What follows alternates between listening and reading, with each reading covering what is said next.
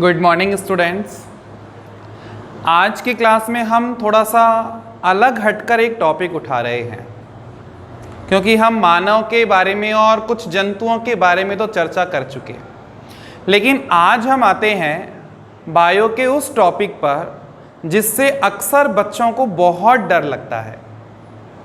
बच्चे घबराते हैं। मैं बताता हूँ आपको आज हम क्या पढ़ना चाहते हैं। आज हमारा टॉपिक है जीवों का वर्गीकरण। जीवों का वर्गीकरण यानी क्लासिफिकेशन।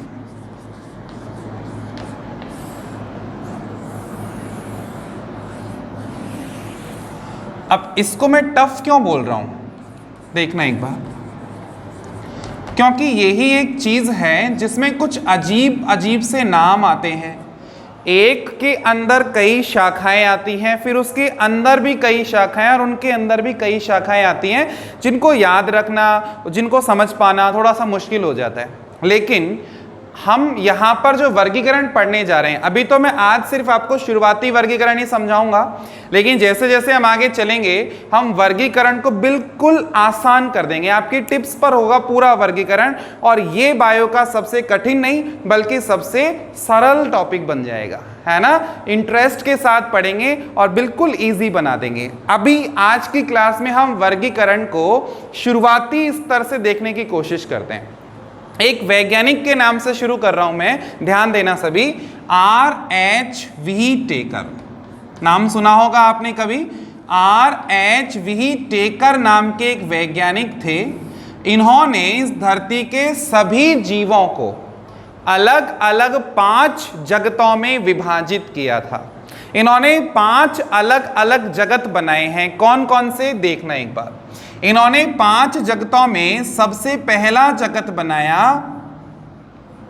मोनेरा, दूसरा जगत बनाया प्रोटिस्टा, नंबर 3 कवक या फंजाई, जिसको हम बोलते हैं फंजाई, नंबर 4 प्लांटी, और नंबर 5 है एनीमेलिया। एनीमेलिया। ये जो मैंने यहां पर 5 नाम आपके सामने रखे हैं, है ना, मोनेरा, प्रोटिस्टा, कवक, प्लांटी और एनीमेलिया। ये 5 नाम कौन हैं? इन्हें हम क्या बोलते हैं? इन्हें हम बोलते हैं 5 जगत। किसने बनाए थे? R.H.V. टेकर ने। और अलग अलग जीवों को उनके लक्षणों के आधार पर इनके अंदर रखा गया है। अब कौन से लक्षण? हम अभी मुख्य लक्षणों की बात करेंगे ताकि आप इस चीज को इजीली समझ पाओ और आने वाले वर्गीकरण आपके लिए आसान हो जाए, है ना। बिल्कुल बेसिक चीज समझना एक बार। जीवों को कंफ्यूजन था कि वी टेकर जी ने 5 अलग अलग जगत बना दिए, हम कहां पर जाएं। वी टेकर जी ने कुछ नियम लगाए। क्या नियम लगाए? इन्होंने कहा कि आप सभी में से जो जो जीव एक कोशिकीय हैं वो सभी कहां चले जाओ? मोनेरा में और प्रोटिस्टा में। इन्होंने कहा कि सभी एक कोशिकीय जीव कहां जाएंगे? मोनेरा और प्रोटिस्टा में। और जितने भी बहुकोशिकीय जीव हैं वो सारे के सारे बहुकोशिकीय जीव कहां चले जाओ? बहुकोशिकीय जीवों को बोला गया कि भाई कवक के अंदर आपको रखा जा सकता है, प्लांटी के अंदर आपको रखा जा सकता है, और एनीमेलिया के अंदर आपको रखा जा सकता है। यानी ये जो 3 जगत है ना लास्ट वाले, इनके अंदर बहुकोशिकीय जीवों को रखा गया है। क्लियर है बात? चलिए, ये इसका ये मतलब नहीं है कि बोला गया कि जीवों को, हाँ बेटा तेरे अंदर एक कोशिका है कि बहुत सारी कोशिका, बहुत सारी है तो चुन ले इनमें से एक में आ जाए, ऐसे बोला नहीं गया। हमने रखा है हमारे हिसाब से। जीवों को तो पता ही नहीं है कि मानव ने वर्गीकरण किया है। ये सिर्फ एक समझने का तरीका है। ये देखना एक बार, ये शब्द समझते हैं सभी। एक कोशिकीय जीव कौन से होते हैं? जिनके शरीर में केवल एक कोशिका होती है, वो सब एक कोशिकीय जीव होते हैं, है ना। और बहुकोशिकीय जीव कौन से होते हैं? जिनका शरीर बहुत सारी कोशिकाओं से मिलकर बना होता है, उन्हें हम बहुकोशिकीय जीव के नाम से जानते हैं। तो सीधी गणित है, एकदम साफ कहा गया कि जो एक कोशिकीय हैं वो मोनेरा प्रोटिस्टा में आएंगे और जो बहुकोशिकीय हैं वो यहां पर आएंगे। पर कंफ्यूजन अभी खत्म नहीं हुआ है, ध्यान देना, कंफ्यूजन अभी बना हुआ है क्या कि यदि कोई जीव एक कोशिकीय है तो फिर वो कंफ्यूज हो रहा है, भाई मैं इसमें जाऊं या इसमें जाऊं, या बहुकोशिकीय जीव भी कंफ्यूज हो रहा है कि भैया हम कहां पर जाएं, है ना। तो अब कंफ्यूजन दूर करने के लिए व्हीटेकर जी ने यहां पर एक दूसरा नियम लगा दिया, क्या कि यदि आप एक कोशिकीय हो और आपकी कोशिका प्रोकैरियोटिक प्रकार की है, यदि कोई जीव एक कोशिका का बना है और उसकी कोशिका प्रोकैरियोटिक प्रकार की है, तब तो उसे कहां रखा जाएगा? मोनेरा के अंदर रखा जाएगा। और यदि वो जीव एक कोशिकीय है लेकिन कोशिका कैसी है? यूकेरियोटिक प्रकार की है ना, यूकेरियोटिक प्रकार की कोशिका है, तो फिर उसे कहां रखा जाएगा? उसे रखा जाएगा प्रोटिस्टा के अंदर। ठीक है, सेम यही चीजें देखना एक बार, सेम यही चीजें इन्होंने आगे वाले जगतों के लिए भी कही, क्या कि यदि बहुकोशिकीय है और आपके अंदर कोशिका यूकेरियोटिक प्रकार की है, ध्यान देना, यूकेरियोटिक, तो आप कवक में भी जा सकते हो, आप प्लांटी में भी जा सकते हो और आप एनिमेलिया में भी जा सकते हो। यानी इन्होंने एक दूसरा नियम डाल दिया कि कोशिका का प्रकार कौन सा है, प्रोकैरियोटिक है या यूकेरियोटिक है ना। इससे एक कंफ्यूजन तो दूर हो गया कि भाई हमारे अंदर एक कोशिका है और वो प्रोकैरियोटिक है तो हमको यहां जाना है, लेकिन एक कोशिका है और हमारी कोशिका यदि यूकेरियोटिक है तो हमको यहां जाना है, डन। लेकिन अब दूसरा कंफ्यूजन चालू हो गया, क्या? वो सोचने लगे कि हमको कैसे पता लगेगा कि हमारी कोशिका प्रोकैरियोटिक है या यूकेरियोटिक, हमको तो सिर्फ गिनती आती है, हमने गिन लिया एक है भाई हमारे अंदर, लेकिन प्रोके है कि यूके है ये बात कैसे पता लगेगी? इस बात को समझाने के लिए मैं आपको कुछ बताना चाहता हूं, देखना एक बार। यदि आप ये जानना चाहते हो कि कोशिका एक है और वो प्रोके है तो उसमें क्या गुण होंगे और यूकेरियोटिक है तो क्या गुण होंगे, ध्यान से देखना। ऐसी कोशिका जो आकार में छोटी होती है वो तो होती है प्रोकैरियोटिक कोशिका, अंतर नंबर 1, सबसे बेसिक अंतर बता रहा हूं मैं आपको। और यूकेरियोटिक कोशिका कैसी होती है? आकार में तुलनात्मक रूप से बड़ी होती है। क्लियर है? अच्छा, अंतर नंबर 2, इन दोनों कोशिकाओं में एक अंतर और है, क्या? इनके अंदर केंद्रक नहीं पाया जाता। जो प्रोकैरियोटिक कोशिकाएं हैं इनके अंदर कहीं भी केंद्रक नहीं होता, जबकि यूकेरियोटिक कोशिकाओं के अंदर स्पष्ट केंद्रक पाया जाता है। ठीक है, ये एक अंतर हो गया। इसके अंदर जो कोशिकांग हैं, अधिकांश जो कोशिकांग हैं वो इसके अंदर नहीं पाए जाते। कुछ कोशिकांगों को छोड़ दें यदि अपन, जैसे राइबोसोम है वो मिलेगा, है ना, तो इस तरह के कुछ कोशिकांगों को छोड़ दें तो अधिकांश कोशिकांग इसके अंदर नहीं पाए जाते। जैसे कभी आपने नाम सुना होगा 10th क्लास में, आपने सुना होगा जैसे माइटोकॉन्ड्रिया, आपने सुना होगा गोल्जी काय, अंतःप्रद्रवी जालिका, ये नाम सुन रखे हैं आपने। ये जो है, इसके अलावा कोई जैसे तारक काय हुआ या फिर हरित लवक हुआ, इस तरह के जो अंग है ना, कोशिकांग, ये इसके अंदर नहीं मिलेंगे, जबकि इसके अंदर ये कोशिकांग मिलेंगे, बिल्कुल विकसित रूप में मिलेंगे। ठीक है, तो क्या मतलब निकला? क्या मतलब निकला? क्या इन दोनों शब्दों का मतलब समझ में आया सभी जीवों को? क्या बताया, एक बार रिपीट करते हैं, देखना एक बार। ऐसी कोशिकाएं जो आकार में छोटी होती है, कम विकसित होती है, जिनमें केंद्रक और कोशिकांग नहीं पाए जाते हैं, वो तो होती हैं प्रोकैरियोटिक।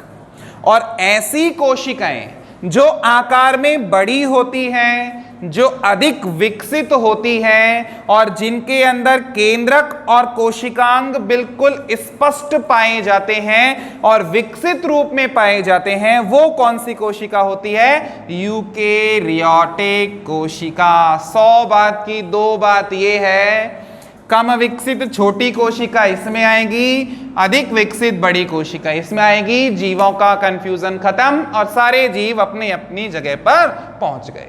डन। लेकिन वहां का कंफ्यूजन अभी खत्म नहीं हुआ है। जो जीव बहुकोशिकीय थे वो सभी यूकेरियोटिक भी हैं, क्योंकि उन सभी के अंदर ऐसी बड़ी वाली विकसित कोशिका भी है। लेकिन कंफ्यूजन यह है कि कुछ भिन्नता ही नहीं है इन तीनों के अंदर, हम कहां जाएं? तो भिन्नता का दूसरा इन्होंने एक और नियम दिया। क्या? इन्होंने कहा कि यदि आप बहुकोशिकीय हो और आपके अंदर यूकेरियोटिक कोशिका है और यदि आप मरे हुए सड़े गले पदार्थों से पोषण प्राप्त करते हो तो आप यहां पर रखे जाओगे, कवकों में रखे जाओगे। इस तरह के जीवों को बोलते हैं मृतपोषी। जो मरे हुए सड़े गले पदार्थों से अपना पोषण प्राप्त करते हैं वो मृतपोषी कहलाते हैं, कवक कहलाते हैं। ठीक है। इन्होंने कहा कि यदि आप मरे सड़े गले पदार्थों से पोषण नहीं लेते और अपना खाना स्वयं बनाने में सक्षम हो, यानी आप कैसे हो? स्वपोषी हो। यदि कोई जीव बहुकोशिकीय, यूकेरियोटिक और स्वपोषी है, प्रकाश संश्लेषण द्वारा अपना खाना खुद बना लेता है, तो वो किस में आएगा? प्लांटी के अंदर आएगा। और यदि कोई जीव बहुकोशिकीय है, यूकेरियोटिक है और कैसा है? विषमपोषी है। विषमपोषी से मतलब दूसरे जीवों से अपना भोजन ग्रहण करता है, जो अपने आप खुद का खाना नहीं बनाता, जो दूसरों से भोजन प्राप्त करता है, चाहे वो दूसरा पौधा हो चाहे दूसरा कोई जानवर हो, है ना, तो उन्हें हम बोलते हैं विषमपोषी। 100 बात की 3 बात यह है मेरे प्यारे बच्चों कि इन तीनों का कंफ्यूजन खत्म हो चुका है। क्या? कि यदि कोई जीव इसमें जाना चाहता है तो उसमें क्या होना चाहिए? मृतपोषिता का गुण होना चाहिए। यदि वो स्वपोषी है तो इसमें जाएगा, और यदि दूसरों से खाना लेता है यानी विषमपोषी है तो वो किस में जाएगा? एनीमेलिया में जाएगा। कंफ्यूजन खत्म। यहां का कंफ्यूजन कोशिका के प्रकार से खत्म और यहां का कंफ्यूजन पोषण के प्रकार से खत्म। डन, एकदम क्लियर। अब एग्जाम्पल पर आओ, है ना, कौन से ग्रुप में कौन सा जीव आता है। एक एक दो एग्जाम्पल उठाने की कोशिश करते हैं। देखना एक बार आप, मोनेरा के अंदर कौन कौन आएंगे।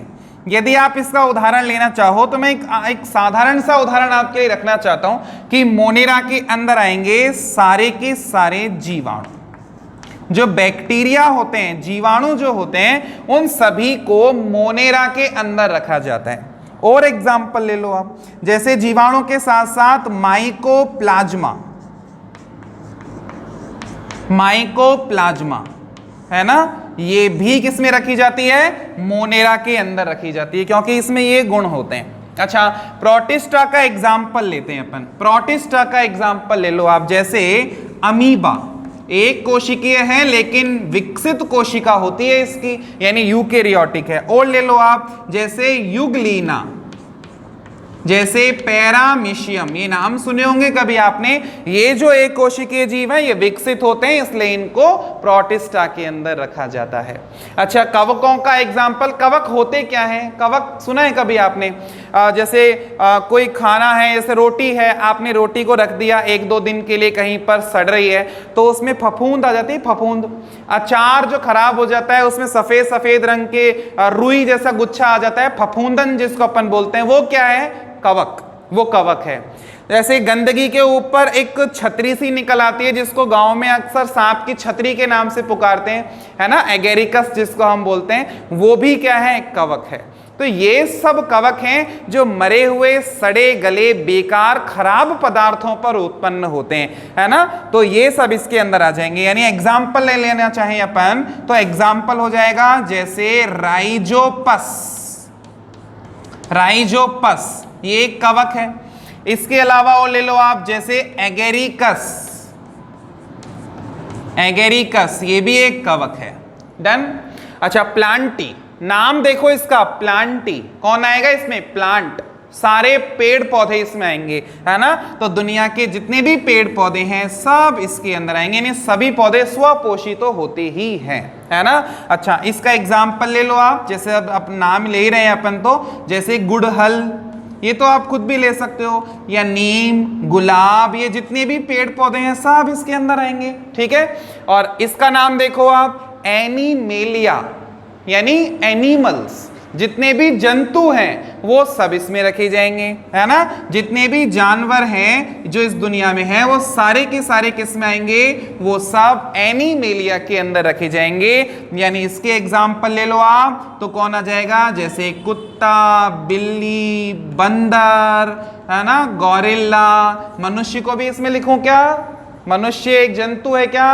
बिल्कुल सही, मनुष्य भी एक जंतु ही है, एक विकसित जानवर है ना, इसलिए उसे भी एनिमेलिया के अंदर रखा गया है। ये बातें आपको बिल्कुल क्लियर होनी चाहिए कि कौन कौन से तो 5 जगत हैं। पहले तो नाम, फिर आपको उनकी विशेषता कि उनके अंदर कौन सी प्रकार की कोशिकाओं वाले जीवों को रखा जाता है, और कोशिका उनमें कम विकसित है या ज्यादा विकसित है। और इसके अलावा आपको उनके पोषण के बारे में पता होना चाहिए और उनके कुछ एग्जाम्पल ध्यान होने चाहिए। ये अभी वर्गीकरण की मात्र शुरुआत भर है, मैं आपको बताऊं, है ना। इजी है बिल्कुल। हम इसी तरह से इसको कहानी के रूप में देखते हुए चलेंगे और वर्गीकरण को दुनिया का सबसे सरल टॉपिक बना देंगे। आज की क्लास में बस इतना ही। Thank you.